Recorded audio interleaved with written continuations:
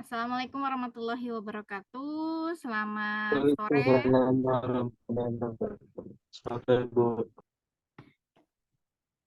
Untuk Vicon kita yang ketiga, saya akan membahas mengenai metode harga pokok proses ya, rekan-rekan ya.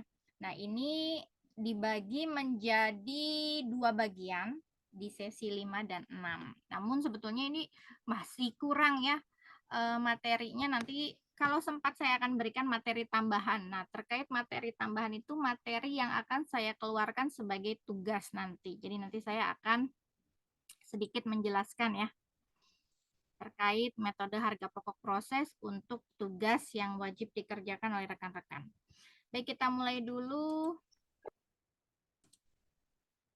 Nah, untuk sesi pertama dari metode harga pokok proses, kita akan belajar yang namanya tujuan dan karakteristik dari metode harga pokok proses, kemudian biaya produksi per departemen dan alirannya, kemudian jenis dari arus produksi dalam pembuatan produk, dan prosedur akuntansi untuk biaya bahan baku, tenaga kerja, dan biaya overhead pabrik. Nah, ini kan bagian 1 ya. Nanti bagian 2-nya adalah pengaruh otomatisasi atas struktur biaya produksi dan penyusunan laporan biaya produksi. Nah, terkait tugas saya akan mengambil mengenai penyusunan laporan biaya produksi. Kita mulai dulu ya rekan-rekan. Nah, ini adalah apa sih metode harga pokok proses? Nah, sebelumnya kan kita sudah mempelajari metode harga pokok berdasarkan pesanan, yang mana kita menghitung berdasarkan pesanan yang masuk ke dalam suatu perusahaan. Nah, kalau proses berarti kita menghitung baik itu akuntansi untuk biaya bahan baku, tenaga kerja, dan overhead pabrik itu berdasarkan departemennya. Jadi bisa dibedakan ya oleh rekan-rekan, kalau berdasarkan pesanan kita melihat pesanan yang masuk. Nah, kalau berdasarkan proses, kita menghitungnya berdasarkan di mana produk tersebut diproses atau di setiap departemennya. Jadi metode yang mengakumulasikan biaya berdasarkan tempat terjadinya proses produksi. Nah, fokusnya adalah kita melihat bahwa produk tersebut diproses atau diproduksi di departemen-departemen yang berbeda. Jadi ini fokus dalam metode harga pokok proses itu perhitungannya berdasarkan departemen. Ya. Nah, biasanya ini digunakan untuk menghasilkan produk yang homogen atau yang diproduksi secara massal.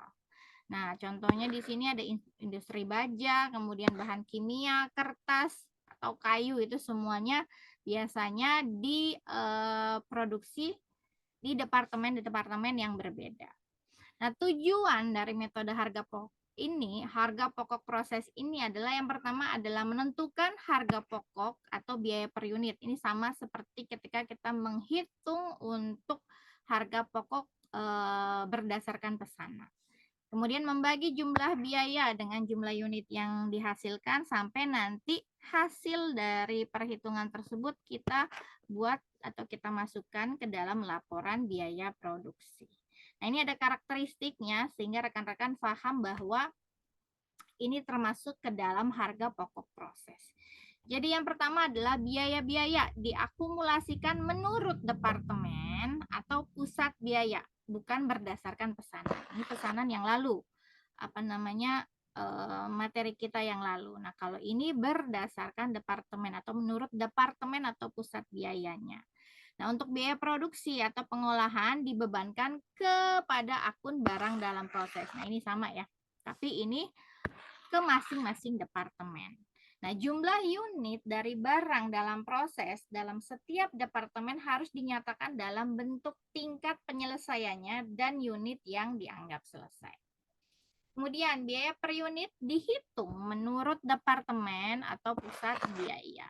Pada saat produksi selesai dalam suatu departemen produksi, biasanya jumlah unit yang selesai dan biayanya itu dipindahkan ke departemen produksi berikutnya. Misalkan dari A selesai harus pindah ke B. Jadi departemen A ke B. Atau mungkin bisa jadi A ini selesai, jadi langsung masuk ke gudang sebagai gudang barang jadi. Kemudian untuk mengumpulkan, mengikhtisarkan dan menghitung biaya baik secara keseluruhan maupun per unit menurut masing-masing departemen digunakan formulir laporan biaya produksi. Nah, kita belajar mengenai biaya produksi per departemen. Nah, ini yang akan kita nanti hitung untuk bahan baku, kemudian biaya tenaga kerja, dan overhead pabrik ya. Biaya produksi yaitu bahan baku langsung, tenaga kerja langsung, dan overhead pabrik nanti akan dimasukkan ke dalam barang dalam proses. Nah, jika selesai dalam suatu departemen akan dipindah ke departemen berikutnya atau langsung masuk ke gudang barang jadi beserta biaya atau harga pokoknya. Nah, jumlah unit yang selesai dari suatu departemen menjadi bahan baku bagi departemen berikutnya atau dalam satu arus produksi. Jadi dalam mempelajari metode harga pokok proses ini kita akan mengenal ada beberapa arus produk, yaitu yang pertama berurutan, tadi yang seperti saya bilang dari A selesai ke B, kemudian ke C. Unit-unit produk mengalir melalui semua tahapan produksi atau departemen dalam urutan yang sama. Kemudian yang kedua adalah arus produk paralel. Bahan baku pada mulanya mengalir melalui beberapa departemen yang berbeda hingga disatukan dalam suatu proses tahapan. Jadi ini dia nggak berurutan seperti ini, tapi A, B, C. Jadi ini berakhir di satu tempat, misalkan D. Kemudian bahan baku yang sama mengalir dalam beberapa tahapan produksi atau urutan departemen yang berbeda dan masing-masing urutan departemen dalam pengolahan tersebut menghasilkan barang jadi. Ini hampir mirip seperti ini. Misalkan A, B, dan C, tapi dia masuk ke D nanti jadinya A, B, C. Produknya beda-beda. Kalau ini kan tetap satu produk ya. Nah, kalau yang arus produk selektif ini jadinya produknya berbeda-beda. Nah, ini bisa rekan-rekan lihat skemanya. Ini untuk urutan, kemudian ini yang paralel. Nah, yang ini adalah yang selektif. Nah, untuk prosedur akuntansi atau pengakuan akuntansi biaya bahan baku, tenaga kerja, dan overhead pabrik ini akan kita bahas ya. Pertama, untuk pengakuan akuntansi biaya bahan baku. Di sini ada contohnya, jadi rekan-rekan bisa langsung mempelajari bahwa bagaimana sih pengakuan mengenai biaya bahan baku untuk metode harga pokok proses. Contoh di sini. Anggap bahwa departemen pemotongan adalah departemen yang pertama kali melakukan proses produksi dan menggunakan bahan baku langsung sebesar 38 juta pada satu bulan atau suatu bulan. Diminta begini atau pertanyaannya, bagaimana ayat jurnal untuk mencatat penggunaan bahan baku langsung pada departemen pemotongan. Jadi ini masih perhitungan untuk akuntansi biaya bahan baku untuk satu departemen. Yang diminta adalah mencatat penggunaan bahan baku pada departemen pemotongan.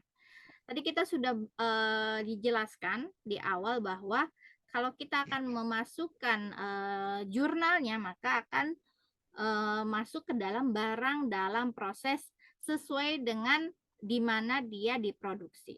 Berarti di sini jawabannya adalah barang dalam proses departemen pemotongan ini untuk bahan baku yaitu berada di debit 38 juta. Dan yang dikredit adalah persediaan bahan baku karena ketika bahan baku itu digunakan otomatis persediaan bahan bakunya akan berkurang maka dia akan berada di kredit yaitu sebesar 38 juta. Ini harus balance antara debit dan kredit. Nah, ini bagaimana membuat akuntansi pengakuan untuk biaya bahan baku berdasarkan metode harga pokok proses. Kemudian Kemudian akuntansi biaya tenaga kerja dalam metode harga pokok proses. Kita lihat di sini contohnya. Perusahaan membayarkan gaji dan upah sebesar 160 juta. 160 juta 760.000. Yang mana ternyata ada pendistribusian. Ini bukan untuk satu, tapi dia ada dua departemen, yaitu di Departemen Pemotongan dan Departemen Perakitan. Bagaimana ayat jurnal untuk mencatat biaya tenaga kerja langsung? Maka kita akan bagi dua. Kita tulis dua, barang dalam proses untuk Departemen Pemotongan dan barang dalam proses untuk Departemen Perakitan. Baru nanti kita kreditkan gaji dan upah. Jadi barang dalam proses Departemen Pemotongan dan Departemen Perakitan akan berada di debit, kemudian gaji dan upah akan berada di kredit sesuai dengan total berapa gaji yang akan dibayar di dua departemen tersebut. Sampai sini, ada pertanyaan nggak untuk bahan baku dan tenaga kerja? Mudah ya rekan-rekan ya? Nggak sulit kan ya? Bisa dipahami? Bisa, Bu.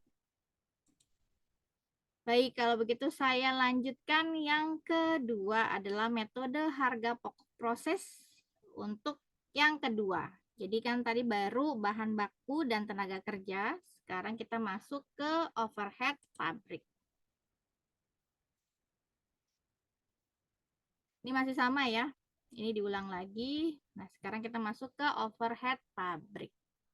Nah, bagaimana pengakuan akuntansi untuk biaya overhead pabrik? Contoh di sini, misalkan biaya overhead pabriknya total 151.180.000.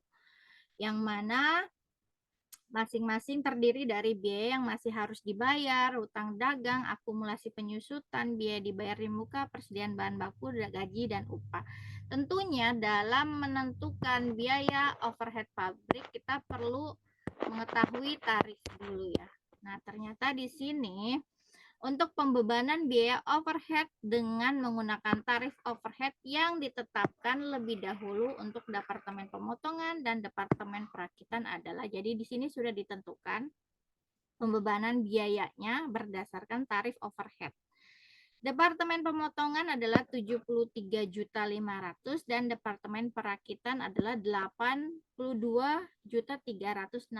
Nah, kalau kita masukkan ke jurnal, maka ayat jurnal yang dibuat pada akhir periode untuk mencatat biaya overhead pabrik yang dibebankan kedua departemen, yaitu pemotongan dan Departemen Perakitan. Berarti kita tinggal lihat di sini totalnya berapa. Departemen Pemotongan dan Perakitan berapa, masukkan. Nanti baru setelah kita tahu totalnya, maka yang dikredit adalah biaya overhead pabrik yang dibebankan. Ini totalnya adalah 155.860.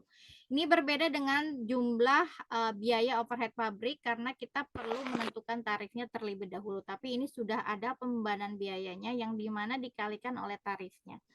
Maka hasilnya adalah 155.860.000.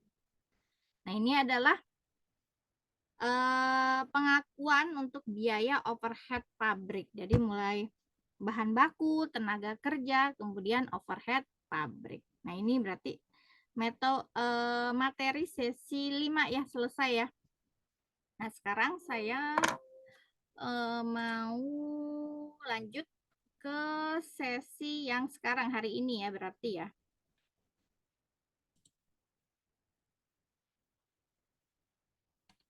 Sebentar.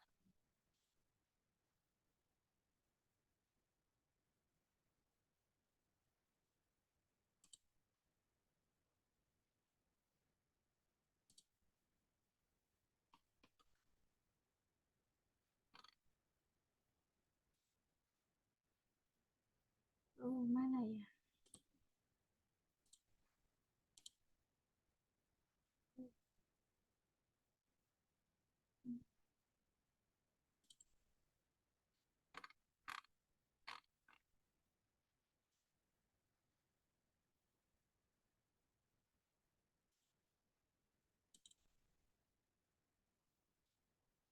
Yang keenam adalah harga pokok proses yang kedua ya, bagian 2.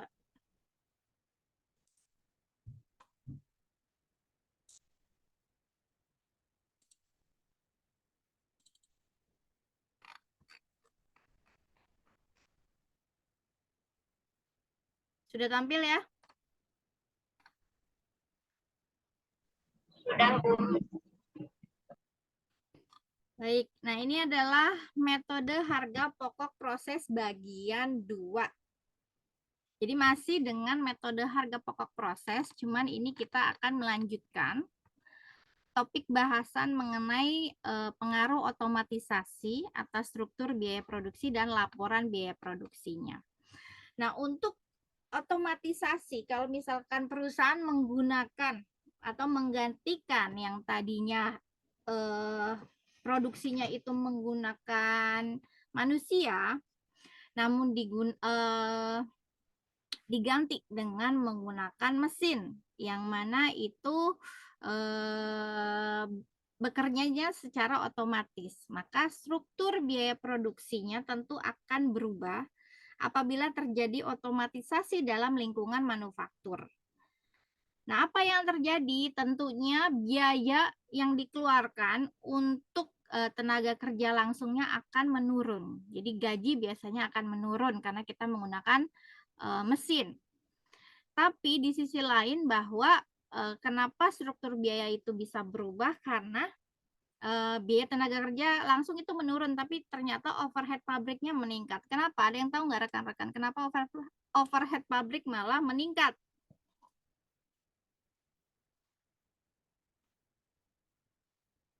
Karena apa? Biasanya overhead pabrik meningkat, otomatis akan ada biaya apa?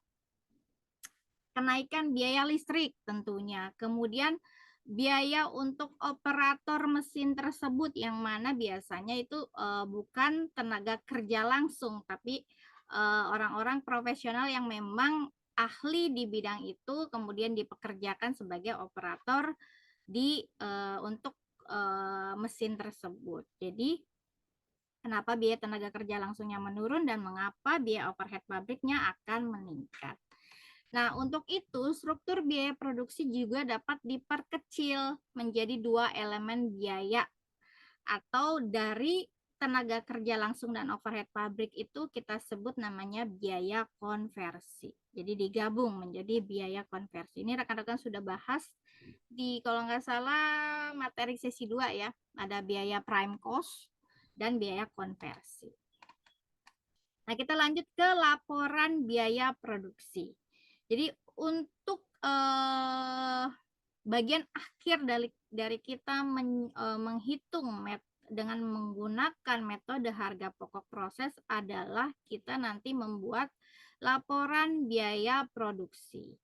Yang mana jika menggunakan metode harga pokok proses ini, analisis atas kegiatan dari setiap departemen produksi akan disajikan di dalam laporan biaya produksi tentunya untuk per departemen yang berisi mulai dari produksi dalam unit dan total biaya produksinya.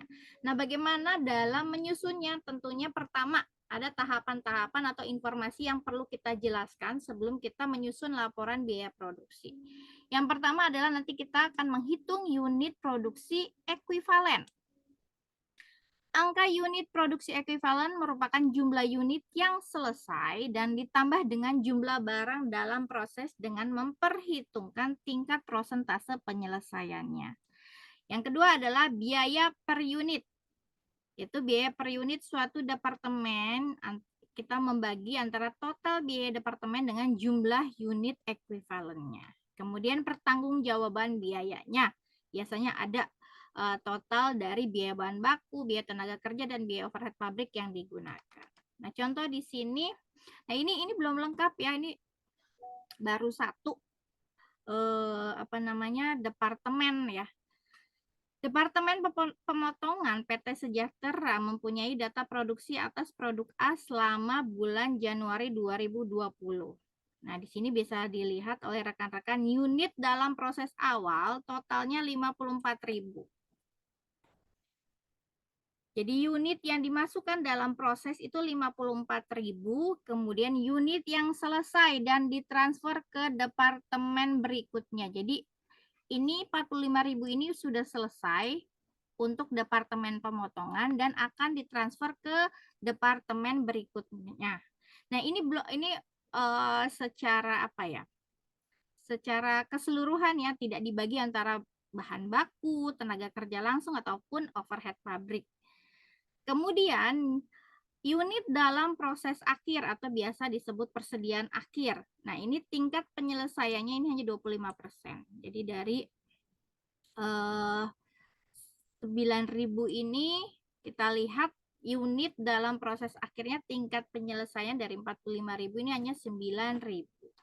Berapakah unit produksi ekuivalen dalam Departemen Pemotongan untuk bulan Januari 2020? Jadi ini kita hanya melihat menentukan unit produksi ekuivalennya.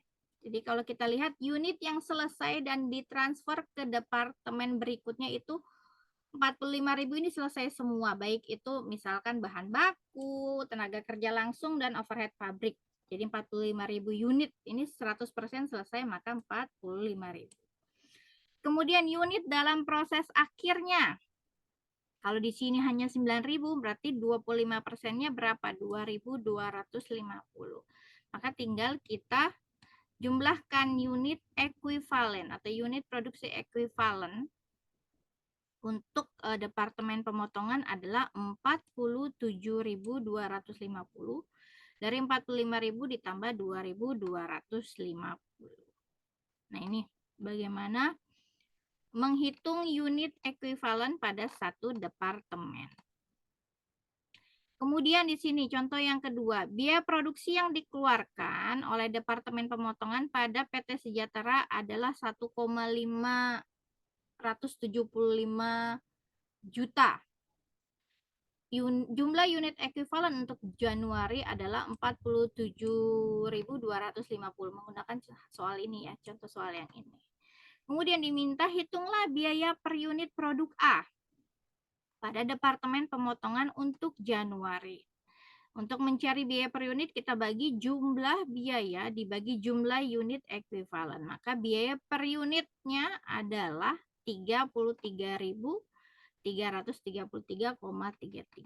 Nah, ini adalah cara kita menghitung pertama unit ekuivalen dan biaya per unitnya. Oke, ada pertanyaan nggak? Silakan jika ada yang ingin ditanyakan.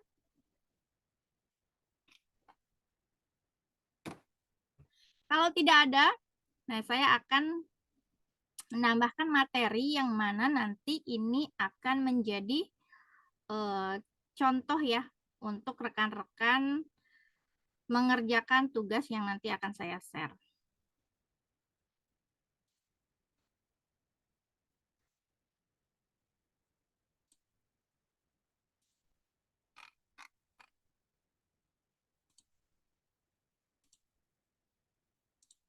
Nah, ini akan saya share nanti di bersamaan dengan rekaman Vicon. Jadi sebetulnya dalam perhitungan biaya berdasarkan proses atau metode harga pokok berdasarkan proses itu dibagi dua. Yang pertama adalah biaya rata-rata tertimbang dengan FIFO, first in, first out. Ini karena tadi nggak ada ya, tidak dimasukkan. Hanya sebetulnya ini dagingnya yang diberikan baru kulitnya. Nah, ini dagingnya itu perhitungan harga pokok proses itu dibagi dua, yaitu biaya rata-rata tertimbang dengan first in first out. Tapi saya hanya memberikan satu saja, yaitu biaya rata-rata tertimbang. Nanti saya meminta rekan-rekan mengerjakan tugasnya, yaitu proses costing. Nanti saya berikan soal dan rekan-rekan akan mengerjakan menggunakan metode dengan biaya rata-rata tertimbang. Jadi dalam penyusunan laporan biaya produksi suatu departemen ini menunjukkan bahwa pertama, biaya total dan biaya per unit dari pekerjaan yang diterima dari satu atau beberapa departemen. Kemudian biaya total dan biaya per unit itu terdiri dari biaya bahan baku, tenaga kerja, dan biaya overhead pabrik. Nah, tadi kan tidak dijelaskan ya, unit ekuivalen untuk apa? Bahan baku kah, tenaga kerja, atau biaya overhead pabrik. Nah, biaya dari persediaan barang dalam proses awal dan akhir. Jadi selalu harus ada awal dan akhir. Kemudian biaya yang ditransfer ke departemen berikutnya atau ke persediaan barang jadi. Jadi ini apa namanya? Isi dari laporan biaya produksi. Nah, kita masuk ke dalam contoh. Ini udah tampil kan ya rekan-rekan? Udah, Bu. Udah ya. Jadi nanti tugasnya akan sama seperti ini, hanya ini berbeda ya. Apa namanya, nominalnya. Jadi data produksi American Chair Company yang mana dibuat di 2 departemen. Yaitu pertama departemen pemotongan dan departemen perakitan. Diperhatikan, jumlah unit barang dalam proses persediaan awal di departemen pemotongan adalah 100. Kemudian di departemen perakitan adalah 180. Jumlah unit dimulai di departemen pemotongan adalah 600. Jadi jumlah unit dimulai di departemen pemotongan adalah 600. Di perakitan tidak ada karena perakitan itu biasanya nanti setelah pemotongan baru dipindah ke perakitan atau ditransfer. Nah, jumlah unit yang ditransfer ke departemen perakitan adalah 500. Jadi di sini 500 ini akan ditransfer ke perakitan. Jadi jumlah unit yang diterima dari departemen pemotongan ke dalam departemen perakitan adalah 500. Nah, jumlah unit ditransfer ke persediaan barang jadi. Jadi setelah dari pemotongan kemudian perakitan selesai nih.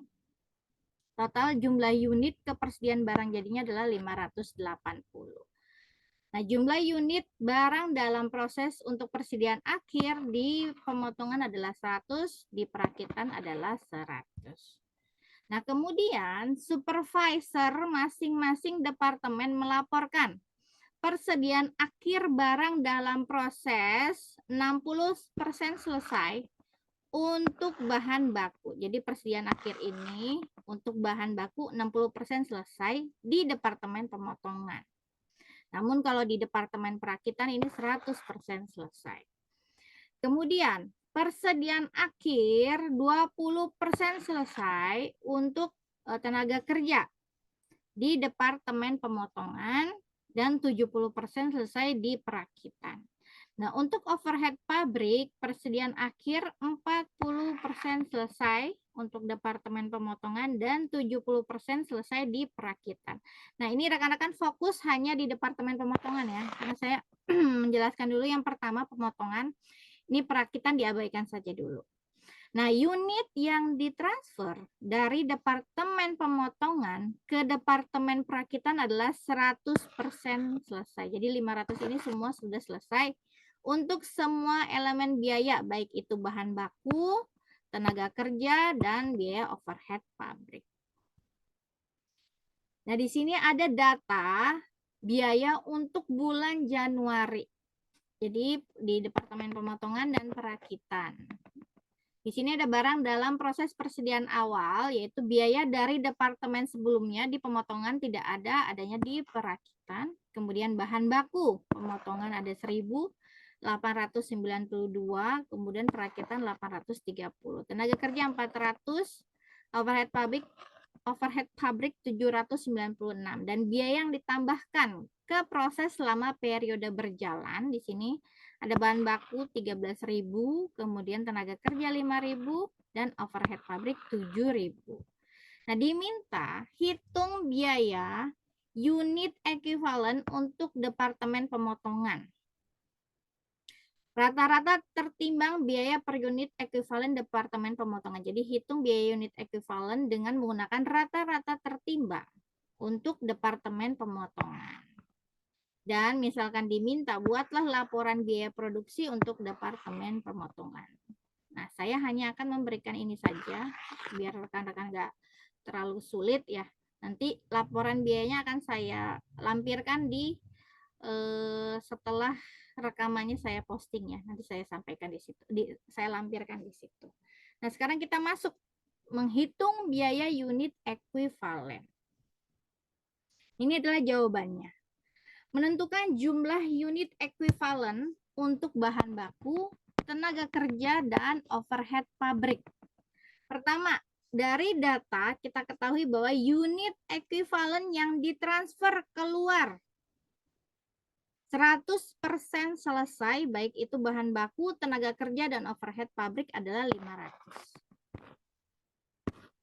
Jadi kita tulis semua dari bahan baku, tenaga kerja, overhead, semua masukkan 500 karena 100% selesai. Nah, unit ekuivalen di persediaan akhir, selesai semua enggak? Tidak, karena kita lihat dari data di sini. Untuk departemen pemotongan itu 60%, kemudian 20% dan 40% dari 200 ini. Jadi di sini kita tulis pertama 60%. Jadi nanti rekan-rekan tinggal hitung. 60% kali 200 hasilnya 120. Kemudian yang kedua adalah berapa persen? 20%. 20% kali 200, kemudian satu lagi tadi berapa? 40 ya, kalau nggak salah ya, 40%. Nih ya, 40%.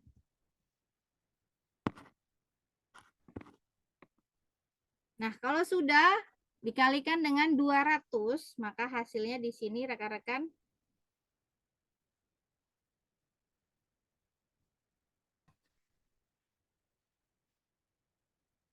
sebentar kok ini tiba-tiba gelap. Nah, ini tinggal rekan-rekan apa namanya? Jumlahkan 500 tambah 120, 500 ditambah 40, dan 500 tambah 80. Hasilnya total unit ekuivalen bahan baku 620, tenaga kerja 540, dan overhead 580. Nah, kemudian hitung menggunakan rata-rata tertimbang untuk biaya per unitnya. Jadi kalau tadi kita bahas di materi itu hanya menghitung biaya per unit ekuivalen, tidak menggunakan metodenya. Nah, ini menggunakan metode rata-rata tertimbang. Maka kalau kita masukkan, yang pertama adalah kita cari dulu biaya di persediaan awal sesuai dengan data yang sudah ada. Nah, ini ya, di persediaan awal 192, 400, 796. Kemudian ditambahkan di periode berjalan 13, 5, 7. Maka total biaya yang dipertanggungjawabkan adalah kita jumlahkan 15.500, 5.400, dan 8.700. Dibagi dengan unit ekuivalennya. Jadi total biaya dibagi dengan unit ekuivalen. Unit ekuivalennya adalah 620, 540, dan 580. Maka hasil dari biaya per unit ekuivalen sesuai dengan metode rata-rata tertimbang adalah 25, 10, dan 15 untuk bahan bakunya. Jadi per unitnya ada $25, tenaga kerjanya $10, dan overheadnya $15. Nah, kalau diminta dimasukkan ke dalam ayat jurnal untuk mencatat transfer biaya dari Departemen Pemotongan ke Departemen Perakitan adalah 25.000. Dari mana nih, ada yang tahu nggak? Nah, ini jumlahkan berapa hasilnya, kalikan dengan yang ditransfer tadi. Kalau ini berarti 25 tambah 10, 35 tambah 15, totalnya berapa nih? 50 ya. Kalikan 500 unit yang ditransfer. Hasilnya adalah 25.000 dari Departemen Perakitan. Jadi kan dia transfer ya, pemotongan dari pemotongan ini masuk ke perakitan. Berarti barang dalam proses di Departemen Perakitan akan bertambah 25.000. Kemudian yang berkurang adalah barang dalam proses di Departemen Pemotongan, yaitu berada di kredit sebesar 25.000. Nah, ini saja ya. Jadi tugasnya akan seperti ini. Menghitung total unit ekuivalen, biaya per unit ekuivalen, dan membuat jurnalnya. Nah, ini laporan biaya produksi, nggak usah. Baik, ada pertanyaan nggak untuk materi mengenai tugas? Silakan jika ada pertanyaan.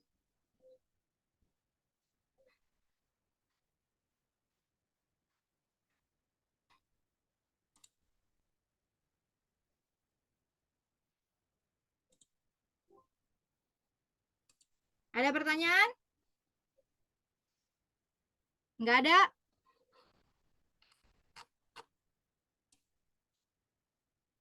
Baik, kalau tidak ada berarti selesai ya materi kita rekan-rekan. Nanti saya akan share materi tambahannya ini di LMS untuk rekan-rekan nanti pelajari.